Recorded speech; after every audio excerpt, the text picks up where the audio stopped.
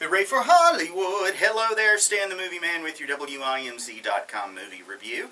This week your votes at WIMZ.com sent me to see Rio 2, starring the voice talents of Anne Hathaway, Jesse Eisenberg, will.i.am, Jamie Foxx, George Lopez, Tracy Morgan, Jermaine Clement, Kristin Chenoweth, Miguel Ferrer, Andy Garcia, and many, many more. It is the story of the continuing story of Blue the Macaw, who is voiced by Jesse Eisenberg, his wife Jewel, who's voiced by Anne Hathaway, and their 3 children. They live in Rio de Janeiro, but one day they see a news report that some research scientists, who just happened to be the ones who rescued Blue, Linda and Tulio, played by Leslie Mann and Rodrigo Santoro, they have discovered another flock of blue macaws, and Jewel and Blue thought they were the only ones left in the world. So they set off on a trek to the Amazon to find the other blue macaws. Now, at the same time, there is an illegal logging operation that is going to clear-cut the Amazon forest near where the blue macaws are. If they are found and verified, the logging operation will be shut down, as it will be considered a natural preserve and protected. The big boss, and that's all we know him as, voiced by Miguel Ferrer, he is going to go into the Amazon himself and make sure Linda and Tulio do not find the blue macaws, even if he has to kidnap them and do them harm to prevent that from happening.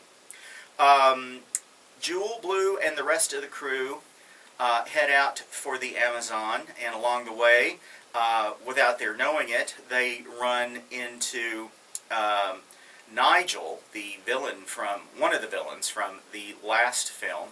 He's voiced by Jermaine Clement. He has vowed revenge against Blue because of the injuries he sustained. He can no longer fly. And Nigel has a sidekick named Gabby, a poisonous tree frog, voiced by Kristin Chenoweth, and they also have a anteater that they use as sort of a sidekick all-around form of transportation. Blue and Jewel find the blue macaws in the Amazon, and their leader, Eduardo, turns out to be Jewel's father, and he is voiced by Andy Garcia. There's also possibly a rival for Jewel's affection. He's voiced by Bruno Mars. The film is, quite frankly, Blue gets on my nerves.